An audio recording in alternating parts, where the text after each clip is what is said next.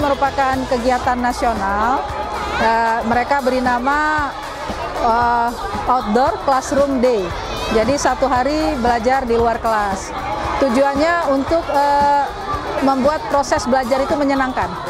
Jadi kalau mungkin selama ini proses belajar hanya di dalam kelas, jadi ini sekali-sekali di luar kelas. Kita harapkan kepada anak-anak lebih lebih giat belajar lagi, kemudian berteman dengan anak-anak, tidak ada kegiatan yang saling menyakiti, tidak ada ya saling semua sama anak-anak ini berbaur bersama, saling menyayangi, tidak ada anak-anak ini berbuat akhlak yang tidak baik. Kegiatan ini kita buat dalam rangka mensosialisasi atau memberikan pelajaran kepada orang tua, masyarakat atau guru supaya kita ramah terhadap anak-anak.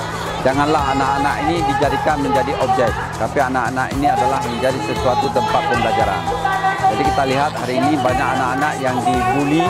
Ini merupakan salah satu pemikiran yang kurang untuk bagaimana pertumbuhan anak-anak ke depan.